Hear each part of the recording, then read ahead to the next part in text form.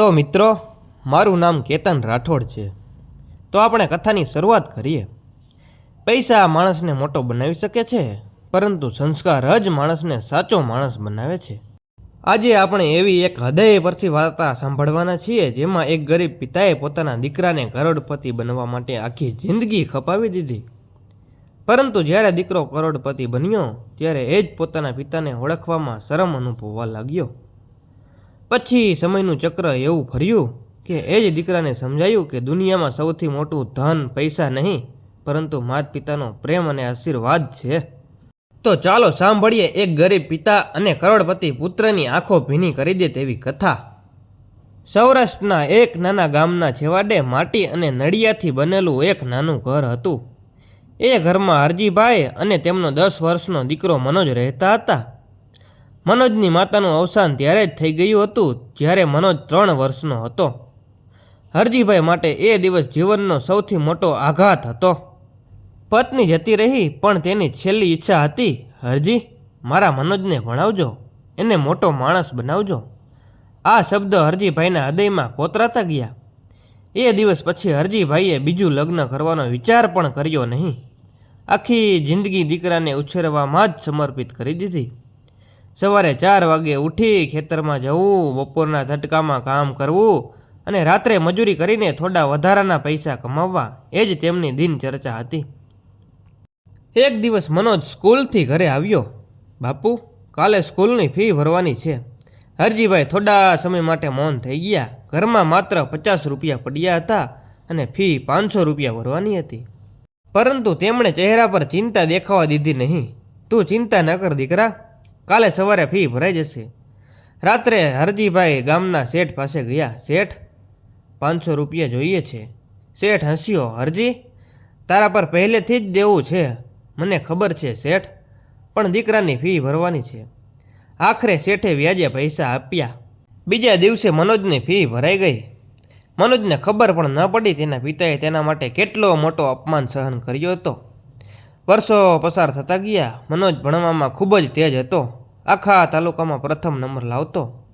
એક દિવસ સ્કૂલના શિક્ષકે હરજીભાઈને બોલાવ્યા। હરજીભાઈ, તમારો દીકરો બહુ હોશિયાર છે, એને શહેરમાં ભણાવો, આ ગામમાં તેની પ્રતિભા દબાઈ જશે। હરજીભાઈ ખુશ થયા, પણ ચિંતિત પણ। શહેરમાં ભણાવવાના ખર્ચા ક્યાંથી આવશે? એ રાત્રે તેઓ આખી રાત ઊંઘી શક્યા નહીં। સવારે ખેતરમાં ગયા અને પોતાનું જમીન તરફ જોયું। એ જમીન તેમના પિતાની નિશાની હતી, પણ દીકરાના ભવિષ્ય સામે જમીનનું શું મૂલ્ય? થોડા દિવસ પછી હરજીભાઈએ પોતાની અડધી જમીન વેચી નાખી। ગામના લોકો કહેવા લાગ્યા, હરજી ગાંડો થઈ ગયો છે, વૃદ્ધાવસ્થામાં શું ખાશે? પણ હરજીભાઈ માત્ર એક જ વાત કહેતા, જમીન વેચાય છે ને, સપના નહીં। હું મારા દીકરાનું ભવિષ્ય ખરીદી રહ્યો છું। મનોજ શહેરમાં ભણવા ગયો। જવાના દિવસે હરજીભાઈએ પોતાના જૂના થેલામાંથી 2000 રૂપિયા કાઢ્યા। આ પૈસા તેમણે ઘણા મહિનાથી મજૂરીથી બચાવ્યા હતા। દીકરા, જરૂર પડે ત્યારે વાપરજે। મનોજની આંખો ભીની થઈ ગઈ। બસ ધીમે ધીમે આગળ વધી। હરજીભાઈ બસ પાછળ લાંબા સમય સુધી હાથ હલાવતા રહ્યા। તેમની આંખોમાં આંસુ હતા, પણ હોઠ પર સ્મિત હતું, કારણ કે એક પિતા પોતાના દીકરાના સપનાઓને ઉડાન આપતો હતો। મનોજ શહેરમાં ભણવા ગયો ત્યારથી હરજીભાઈનું જીવન જાણે એક ધ્યેય પર ચાલી રહ્યું હતું। મારા દીકરાને કોઈ વસ્તુની કમી ન રહેવી જોઈએ। ગામમાં લોકો સાંજે આરામ કરતા ત્યારે હરજીભાઈ ખેતરમાં કામ પૂરું કરીને બીજા લોકોના ખેતરમાં મજૂરી કરવા જતા। રાત્રે ઘરે પરત ફરતા ત્યારે શરીર થાકીને તૂટી પડતું, પણ જ્યારે મનોજનો ફોન આવતો ત્યારે તેમના અવાજમાં થાકનો એક પણ અણસાર ન રહેતો। કેમ છે દીકરા, ભણતર બરાબર ચાલે છે ને? હા બાપુ, બધું સારું છે, પૈસાની કોઈ તકલીફ તો નથી ને? મનોજ ઘણીવાર કહેતો, ના બાપુ, બધું બરાબર છે, પરંતુ હકીકતમાં શહેરનું જીવન મોંઘું હતું। ફી, હોસ્ટેલ, પુસ્તકો અને રોજિંદા ખર્ચા વધી રહ્યા હતા। એક દિવસ મનોજે ફોન કર્યો, બાપુ, કોલેજની ફી માટે 20,000 રૂપિયા જોઈએ છે। હરજીભાઈના હાથમાંથી ફોન લગભગ તૂટી ગયો। 20,000 રૂપિયા તેમના માટે બહુ મોટી રકમ હતી, પણ તેમણે પોતાના દીકરાને માત્ર એટલું જ કહ્યું, ચિંતા ન કર દીકરા, સમયસર પૈસા પહોંચી જશે. ફોન બંધ થયા પછી તેઓ લાંબા સમય સુધી આકાશ તરફ જોતા રહ્યા. ઘરમાં વેચવા જેવું કંઈ બચ્યું ન હતું. પહેલેથી જ અડધી જમીન વેચાઈ ગઈ હતી. છેવટે તેમણે પોતાની પત્નીના બચેલા 2 સોનાના કાનના દોરા વેચી નાખ્યા. જ્યારે પૈસા મનોજ સુધી પહોંચ્યા ત્યારે મનોજ ખુશ થઈ ગયો, પરંતુ તેને ખબર ન હતી કે તેની માતાની છેલ્લી નિશાની આજે વેચાઈ ગઈ હતી. સમય વીતતો ગયો. મનોજે એન્જિનિયરિંગ પૂર્ણ કર્યું. કોલેજના છેલ્લા વર્ષે તેને એક મોટી કંપનીમાં નોકરી મળી ગઈ. જ્યારે આ સમાચાર ગામમાં પહોંચ્યા ત્યારે હરજીભાઈની ખુશીનો પાર ન રહ્યો. ગામમાં મીઠાઈ વહેંચી. જે લોકો ક્યારેક તેમનો મજાક ઉડાવ્યો હતો એ જ લોકો આજે તેમની પીઠ થપથપાવતા હતા. હરજી, તારી મહેનત રંગ લાવી. હરજીભાઈ ગર્વથી કહેતા, મારી નહીં, મારા દીકરાની મહેનત છે. થોડા વર્ષોમાં મનોજની પ્રગતિ ઝડપથી થવા લાગી. તેને મોટી કંપનીમાં પ્રમોશન મળ્યું. પછી તેણે પોતાની કંપની શરૂ કરી. કિસ્મત અને મહેનત બંનેએ તેનો સાથ આપ્યો. કંપની સફળ થઈ ગઈ.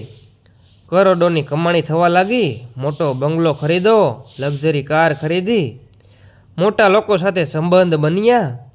હવે મનોજ એક સફળ ઉદ્યોગપતિ ગણાતો હતો. શરૂઆતમાં તે દર અઠવાડિયે પિતાને ફોન કરતો, પછી દર મહિને, અને પછી ક્યારેક ફોન કરતો. હરજીભાઈ દરરોજ ફોનની રાહ જોતા. ગામના પોસ્ટ ઓફિસ પાસે બેસીને લોકો સાથે વાતો કરતા. કોઈ પૂછે, મનોજનો ફોન આવ્યો? ત્યારે હરજીભાઈ ગર્વથી કહેતા, હા, બહુ કામમાં છે, વ્યસ્ત છે, મોટો માણસ બની ગયો ને. પરંતુ અંદરથી તેઓ દીકરાના એક ફોન માટે તરસતા હતા. એક વખત દિવાળી આવી. ગામના દરેક ઘરમાં સંતાનો પોતાના માતા પિતા પાસે આવ્યા. હરજીભાઈ પણ આખો દિવસ રસ્તા તરફ જોઈ રહ્યા હતા. તેમને લાગતું હતું કે આજે તો મનોજ જરૂર આવશે. પણ સાંજ પડી, રાત પડી અને મનોજ આવ્યો નહીં. માત્ર એક નાનો મેસેજ આવ્યો, બાપુ, કામ વધારે છે, આ વખતે આવી શકીશ નહીં. હરજીભાઈએ મેસેજ વાંચ્યો અને હસવાનો પ્રયાસ કર્યો, પણ આંખના ખૂણામાંથી એક આંસુ સરકી ગયું. તે રાત્રે તેમણે એકલા જ દિવાળી ઉજવી. ઘરના ખૂણામાં પડેલો દીવો પણ જાણે તેમની એકલતા જોઈને ધીમે ધીમે ઝબૂકી રહ્યો હતો. બીજી તરફ શહેરમાં મનોજ પોતાના મિત્રોની પાર્ટીમાં વ્યસ્ત હતો. સમય સાથે મનોજનું જીવન વધુ વૈભવી બનતું ગયું. તેના મિત્ર વર્તુળમાં મોટા ઉદ્યોગપતિઓ, રાજકારણીઓ અને ધનિક લોકો સામેલ થઈ ગયા. હવે તેને ગામડું, માટીનું ઘર અને પોતાના ગરીબ પિતા બધું જૂનું લાગવા લાગ્યું. એક દિવસ તેને એક મિત્રએ પૂછ્યું, મનોજ, તારા પિતા શું કરે છે? મનોજ થોડા સમય માટે મૌન રહ્યો. પછી શરમ સાથે બોલ્યો, ગામમાં રહે છે અને ખેડૂત છે. એ દિવસથી તેણે પોતાના પિતા વિશે વાત કરવાનું પણ ઓછું કરી દીધું. થોડા મહિનાઓ પછી હરજીભાઈએ વિચાર્યું, ઘણા દિવસથી મનોજને મળ્યો નથી, એક વાર શહેર જઈને મળી આવું. તેમણે પોતાના જૂના કપડાં ધોયા, ફાટેલી ચપ્પલ સાફ કરી અને સવારની બસમાં બેસી ગયા. તેમના ચહેરા પર બાળક જેવી ખુશી હતી. તેઓ મનમાં વિચારી રહ્યા હતા, મારો દીકરો મને જોઈને કેટલો ખુશ થશે. પરંતુ તેમને ખબર નહોતી કે સમય તેમના માટે એક એવી પરીક્ષા લઈને આવ્યો છે જે તેમના હૃદયને તોડી નાખશે. સવારના 7 વાગ્યા હતા. હરજીભાઈ શહેરની બસમાંથી નીચે ઉતર્યા. હાથમાં એક જૂની થેલી હતી. થેલીમાં પોતાના ખેતરમાં પાકેલી મગફળી, થોડા કેરીના અથાણાં અને પોતાના હાથે બનાવેલા ચવાણા. તેઓ મનમાં વિચારી રહ્યા હતા, મારા મનોજને આ બધું બહુ ભાવે છે. આજે એને આપું તો એ કેટલો ખુશ થશે. વર્ષો પછી દીકરાને મળવાની ખુશી તેમના ચહેરા પર સ્પષ્ટ દેખાતી હતી. લોકોને પૂછીને તેઓ મનોજના બંગલા સુધી પહોંચ્યા. બંગલો જોઈને હરજીભાઈ થોડીવાર માટે આશ્ચર્યમાં પડી ગયા. મોટો ગેટ, સુંદર બગીચો, મોંઘી કાર અને સુરક્ષા કર્મચારીઓ. તેમણે મનમાં ભગવાનનો આભાર માન્યો, હે ભગવાન, મારા દીકરાને ખૂબ સુખ આપ્યું. તેઓ ધીમે ધીમે ગેટ પાસે પહોંચ્યા. સુરક્ષા કર્મચારીએ પૂછ્યું, કોણ છો ભાઈ? હું મનોજનો બાપ છું, ગામડેથી મળવા આવ્યો છું. સુરક્ષા કર્મચારીએ હરજીભાઈને ઉપરથી નીચે સુધી જોયા. જૂના કપડાં, ફાટેલી ચપ્પલ અને હાથમાં જૂની થેલી. તેને વિશ્વાસ ન આવ્યો. તેણે અંદર ફોન કર્યો. એ સમયે મનોજ પોતાના ડ્રાઇવિંગ રૂમમાં કેટલાક મોટા ઉદ્યોગપતિ મિત્રો સાથે બેઠક કરી રહ્યા હતા. સુરક્ષા કર્મચારીએ કહ્યું, સર, બહાર એક વૃદ્ધ માણસ છે. કહે છે કે હું તમારો પિતા છું. મનોજ થોડી વાર માટે ગભરાઈ ગયો. તે બારી પાસે ગયો અને બહાર જોયું. બહાર હરજીભાઈ ઊભા હતા. એ જ પિતા જેમણે પોતાની આખી જિંદગી તેના માટે બલિદાન આપી હતી. પણ મનોજની નજર પોતાના પિતા પર નહીં, પોતાના મિત્રોની સામે પોતાની પ્રતિષ્ઠા પર હતી. તેને લાગ્યું કે મિત્ર શું વિચારશે. તે ધીમા અવાજે બોલ્યો, કહો કે હું ઘરે નથી. સુરક્ષા કર્મચારી આશ્ચર્યમાં પડી ગયો, પણ નોકરી હતી. તેણે બહાર આવીને કહ્યું, સાહેબ ઘરે નથી. હરજીભાઈ થોડી વાર માટે સ્થિર થઈ ગયા. તેમણે ખબર હતી કે મનોજ અંદર જ છે, કારણ કે તેમને બારીમાંથી તેને જોયો હતો. પરંતુ તેઓ કંઈ બોલ્યા નહીં, માત્ર સ્મિત કરવાનો પ્રયત્ન કર્યો. સારું ભાઈ, તેમણે હાથમાં રહેલી થેલી સુરક્ષા કર્મચારીને આપી. આ મારા દીકરાને આપી દેજે. કહેજે બાપુ આવ્યા હતા. અને પછી ધીમે ધીમે પાછા વળી ગયા. દરેક પગલા સાથે તેનું હૃદય તૂટતું હતું. બસ સ્ટેન્ડ સુધી પહોંચતા પહોંચતા તેમની આંખોમાં આંસુઓની ધારા વહેવા લાગી. આજે પહેલી વાર તેમને પોતાની ગરીબી પર દુઃખ થયું. બસમાં બેસીને તેઓ બારી બહાર જોઈ રહ્યા હતા. ખેતરો, રસ્તાઓ અને લોકો પાછળ છૂટી રહ્યા હતા. પણ તેમની આંખો માત્ર એક જ દ્રશ્ય ફરી રહ્યું હતું, પોતાનો દીકરો, જે આજે તેમને ઓળખવામાં શરમ અનુભવતો હતો. ગામમાં પહોંચ્યા પછી હરજીભાઈએ કોઈને કંઈ કહ્યું નહીં. લોકો પૂછતા, મનોજ મળ્યો? હરજીભાઈ હસીને કહેતા, હા, બહુ ખુશ થયો. કામ વધારે હતું એટલે વધારે સમય ન આપી શક્યો. પોતાના દીકરાની ઇજ્જત બચાવવા માટે તેઓ ખોટું બોલી રહ્યા હતા, કારણ કે પિતાનું હૃદય એવું જ હોય છે. સંતાન ગમે તેટલું દુઃખ આપે છતાં દુનિયા સામે તેની ભૂલો છુપાવે છે. બીજી તરફ મનોજ પોતાની દુનિયામાં વ્યસ્ત હતો. દિવસો પસાર થતા ગયા, પૈસા વધતા ગયા, ઘમંડ પણ વધતો ગયો. તેને લાગવા લાગ્યું હતું કે દુનિયામાં પૈસા જ બધું છે. પરંતુ સમયનું ચક્ર ક્યારેય એક સરખો રહેતો નથી. એક દિવસ તેની કંપનીમાં મોટો આર્થિક ફટકો લાગ્યો. કરોડોની ડીલ નિષ્ફળ ગઈ. પછી બીજી, પછી ત્રીજી. બેંકના લોનનું દબાણ વધવા લાગ્યું. શેર બજારમાં કંપનીનો શેર તૂટી પડ્યા. જે લોકો રોજ તેની આસપાસ ફરતા હતા, એ જ લોકો ધીમે ધીમે દૂર થવા લાગ્યા. જે મિત્રો રોજ તેની સાથે પાર્ટી કરતા હતા, હવે તેઓ ફોન પણ ઉઠાવતા ન હતા. મનોજને પહેલી વાર સમજાયું કે પૈસાથી બનેલા સંબંધો પૈસા સાથે જ ચાલ્યા જાય છે. પરંતુ હજુ તો તેની પરીક્ષા શરૂ થઈ હતી. સમય ક્યારેય કોઈનો સગો નથી હોતો. જે માણસ કાલે કરોડોના સોદા કરતો હતો, આજે એ જ માણસ પોતાના કર્મચારીઓના ફોનથી ડરવા લાગ્યો હતો. મનોજની કંપની પર દેવું વધી રહ્યું હતું. દરરોજ કોઈને કોઈ નવો ઝટકો લાગતો. એક દિવસ બેંક તરફથી અંતિમ નોટિસ આવી. જો થોડા દિવસમાં લોન ભરવામાં નહીં આવે તો કંપની અને બંગલો બંને જપ્ત થઈ જશે. મનોજ આખી રાત ઊંઘી શક્યો નહીં. તે પોતાના વૈભવી બેડરૂમમાં બેઠો હતો. પરંતુ આજે એ વૈભવ પણ તેને કાંટા જેવું લાગતું હતું. તેને યાદ આવ્યું, એક સમય હતો જ્યારે તે પોતાના પિતાની ગોદમાં માથું મૂકીને નિરાતે ઊંઘી જતો હતો. આજે કરોડો રૂપિયા હોવા છતાં તેને શાંતિ મળતી ન હતી. થોડા દિવસ પછી જેને તેનો ડર હતો એ જ થયું. બેંકે બંગલો જપ્ત કરી દીધો. કાર પણ ગઈ. કંપની પણ લગભગ બંધ થઈ ગઈ. એક પછી એક બધું હાથમાંથી સરકતું ગયું. મનોજે પોતાના મિત્રને ફોન કર્યા. કોઈએ ફોન ઉપાડ્યો નહીં. કોઈએ બહાના બનાવ્યા. કોઈએ સીધો સંબંધ તોડી નાખ્યો. જેઓ કાલ સુધી તેની સાથે ફોટા પડાવતા હતા, આજે તેઓ તેને ઓળખવા માટે તૈયાર નહોતા. મનોજ તૂટી ગયો. એક રાત્રે તે એકલો જ એક ભાડાના રૂમમાં બેઠો હતો. આંખોમાં આંસુ હતા અને એ જ સમયે તેને પોતાના પિતાની યાદ આવી. તે દિવસ યાદ આવ્યો જ્યારે હરજીભાઈ બંગલાના દરવાજા પર ઊભા હતા. હાથમાં થેલી હતી અને તેણે સુરક્ષા કર્મચારીને કહી દીધું હતું, કહો કે હું ઘરે નથી. આ શબ્દો આજે તેના કાનમાં હથોડાની જેમ વાગી રહ્યા હતા. તે ફૂટીને રડી પડ્યો, હે ભગવાન, મેં શું કરી નાખ્યું? તે રાત્રે તેને ઊંઘ જ ન આવી. સવારે જ તેણે નક્કી કર્યું, હવે તે ગામ જશે, પોતાના પિતા પાસે, પોતાની માફી માંગવા જશે, પોતાના પાપનો સ્વીકાર કરવા. બીજા દિવસે તે બસમાં બેઠો.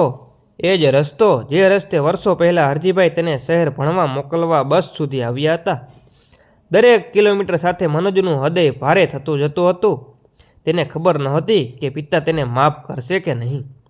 ગામ નજીક આવતું ગયું. જૂના ખેતરો દેખાવા લાગ્યા, માટીનો એ જ સુગંધિત વાસ, અને પછી પોતાનું ઘર. મનોજ ધીમે ધીમે ઘર તરફ ચાલ્યો. ઘર હવે પહેલાં કરતાં વધુ જૂનું થઈ ગયું હતું. દિવાલોમાં તિરાડો પડી ગઈ હતી. આંગણામાં એક જૂનો ખાટલો પડ્યો હતો અને એ ખાટલા પર હરજીભાઈ બેઠા હતા. વર્ષોએ તેમણે ઘણા નબળા બનાવી દીધા હતા. વાળ સફેદ થઈ ગયા હતા, શરીર વાંકડું થઈ ગયું હતું, પણ આંખોમાં હજુ પણ દીકરા માટે પ્રેમ જીવતો હતો. મનોજને જોઈને તેઓ એકદમ ઊભા થવાનો પ્રયત્ન કરવા લાગ્યા. અરે મનોજ, તું આવ્યો દીકરા? આ અવાજ સાંભળતા જ મનોજના પગ કંપી ઉઠ્યા. તે દોડી ગયો અને સીધો પિતાના પગમાં પડી ગયો. બાપુ, મને માફ કરી દો. તે બાળકની જેમ રડવા લાગ્યો. વર્ષોનું ઘમંડ, પૈસા અને અહંકાર આંસુઓમાં ઓગળી રહ્યા હતા. બાપુ, મેં તમારી બહુ અવગણના કરી. તમે મારા માટે બધું કર્યું અને મેં તમને દુઃખ જ આપ્યું. મને માફ કરી દો બાપુ. હરજીભાઈની આંખો પણ ભીની થઈ ગઈ. તેમણે પોતાના કંપતા હાથથી દીકરાના માથા પર હાથ ફેરવ્યો અને પ્રેમથી બોલ્યા, દીકરા, પિતા સંતાનને માફ નથી કરતા, કારણ કે પિતા સંતાનથી ક્યારેય નારાજ જ નથી થતા. આ શબ્દ સાંભળીને મનોજ વધુ જોરથી રડી પડ્યો. આજે તેને સમજાયું કે દુનિયામાં સૌથી મોટું હૃદય પિતાનું હોય છે. જેને સંતાન 1000 ઘા આપે તો પણ એ આશીર્વાદ જ આપે છે. થોડી વાર પછી હરજીભાઈએ પૂછ્યું, જમ્યો કે નહીં દીકરા? મનોજ આશ્ચર્યમાં પડી ગયો. જે પિતાને તેણે સૌથી મોટું દુઃખ આપ્યું હતું, એ જ પિતા આજે પણ તેની ભૂખની ચિંતા કરી રહ્યા હતા. એ જ તો પિતા હોય છે, પોતાના દુઃખ કરતાં સંતાનના સુખની ચિંતા વધારે કરનાર. સાંજ પડી ગઈ. બાપ દીકરો આંગણામાં બેઠા હતા. વર્ષો પછી બંને સાથે જમ્યા. હરજીભાઈના ચહેરા પર આજે એક અલગ જ શાંતિ હતી, કારણ કે તેમનો દીકરો પાછો આવી ગયો હતો. અને મનોજના હૃદયમાં આજે પહેલી વાર સાચી સમૃદ્ધિ આવી હતી, કારણ કે તેને પોતાના પિતાનો પ્રેમ ફરી મળી ગયો હતો. મનોજ ગામમાં પાછો આવી ગયો હતો. હવે તે દિવસ રાત પોતાના પિતાની સેવા કરતો હતો. સવારે વહેલા ઉઠતો, પિતાને ચા બનાવી આપતો, દવા આપતો અને તેમની સાથે કલાકો સુધી વાતો કરતો. જે સમય પહેલાં તેને પોતાના પિતા માટે નહોતો મળતો, આજે એ જ સમય તેના માટે સૌથી કિંમતી બની ગયો હતો. એક સાંજે હરજીભાઈ આંગણામાં ખાટલા પર બેઠા હતા. આકાશમાં સૂર્ય ધીમે ધીમે અસ્ત થઈ રહ્યો હતો. હળવો પવન ફૂંકાઈ રહ્યો હતો. હરજીભાઈએ મનોજને નજીક બોલાવ્યો. દીકરા, અહીં બેસ. મનોજ તેમની બાજુમાં બેસી ગયો. હરજીભાઈ થોડા સમય સુધી આકાશ તરફ જોતા હતા. પછી ધીમેથી બોલ્યા, મનોજ, જીવનમાં પૈસા કમાવવા ખરાબ નથી, પણ પૈસા માટે માણસાઈ ક્યારેય ન ગુમાવવી. ઘર મોટું હોય કે નાનું, પરંતુ તેમાં માતા પિતાનો આદર હોવો જોઈએ. મનોજની આંખો ભીની થઈ ગઈ. તે બોલ્યો, બાપુ, હવે હું ક્યારેય તમને એકલા નહીં છોડીશ. હરજીભાઈ હસ્યા. દીકરા, જીવનનો કોઈ ભરોસો નથી. આજે છું, કાલે નહીં પણ હોઉં. પણ એક વાત યાદ રાખજે, માણસની સાચી કમાણી પૈસા નથી, લોકોના આશીર્વાદ અને સંબંધો છે. મનોજે પિતાનો હાથ પોતાના હાથમાં લઈ લીધો. તેને ખબર નહોતી કે આ શબ્દ હરજીભાઈની છેલ્લી શીખ હતી.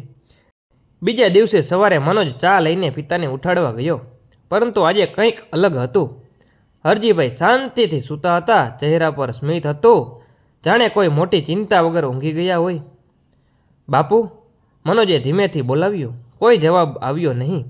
બાપુ, આ વખતે થોડો જોરથી બોલાવ્યા, પણ હજુ પણ કોઈ જવાબ નહીં. મનોજનું હૃદય જોરથી ધબકવા લાગ્યું. તેણે પિતાનો હાથ પકડ્યો. હાથ ઠંડો હતો. હરજીભાઈ આ દુનિયા છોડીને હંમેશા માટે ચાલ્યા ગયા હતા. મનોજના હાથમાંથી ચાનો કપ નીચે પડી ગયો. તે પિતાના શરીર પર માથું મૂકીને ફૂટીને રડવા લાગ્યો. બાપુ, ઉઠો ને, હું આવી ગયો છું. હવે તમને ક્યાંય જવા નહીં દઉં. પણ હવે કોઈ જવાબ આવવાનો નહોતો. જે પિતાએ આખી જિંદગી દીકરાની દરેક હાકલ સાંભળી હતી, આજે તેઓ મૌન થઈ ગયા હતા. આખું ગામ હરજીભાઈના અંતિમ દર્શન કરવા માટે ઉમટી પડ્યું. ગામના વૃદ્ધો કહેતા હતા, આવો માણસ ભાગ્યે જ જન્મે છે. પોતાની આખી જિંદગી દીકરા માટે જીવી ગયો. મનોજ એક ખૂણામાં ઊભો હતો. આંખોમાંથી આંસુ અટકતા નહોતા. તેને સતત એક જ વાત યાદ આવતી હતી બંગલાનો એ દિવસ જ્યારે તેણે પોતાના પિતાને દરવાજા પરથી જ પાછા મોકલી દીધા હતા, આજે તેને સમજાયું હતું કે એ દિવસ તેના જીવનનો સૌથી મોટી ભૂલ હતી. અંતિમ વિધિ પછી મનોજ પિતાના રૂમમાં ગયો. રૂમમાં બધું પહેલાં જેવું જ હતું. જૂનો ખાટલો, જૂનું કબાટ અને દિવાલ પર તેની બાળપણની તસવીર. કબાટ ખોલતા જ તેને એક જૂની ડાયરી મળી. ડાયરીના પહેલા પાના પર લખેલું હતું, મારા મનોજ માટે. મનોજના હાથ કંપવા લાગ્યા. તેણે વાંચવાનું શરૂ કર્યું. ડાયરીમાં હરજીભાઈએ વર્ષો સુધી પોતાના મનની વાતો લખી હતી. એક પાના પર લખેલું હતું, આજે મનોજ શહેર ભણવા ગયો. ઘરમાં બહુ ખાલીપો લાગે છે, પણ હું ખુશ છું. મારો દીકરો મોટો માણસ બનશે. બીજા પાના પર લખેલું હતું, આજે મનોજે ફોન કર્યો. તેનો અવાજ સાંભળીને આખો દિવસ ખુશ રહ્યો. અને એક પાના પર એ દિવસે લખેલું હતું, જ્યારે હરજીભાઈ શહેર ગયા હતા. આજે મનોજને મળવા ગયો હતો. કદાચ બહુ કામમાં હશે એટલે મળી શક્યો નહીં. મને મારા દીકરા પર ગર્વ છે. ભગવાન તેને હંમેશા ખુશ રાખે. આ વાંચીને મનોજ જોરથી રડી પડ્યો.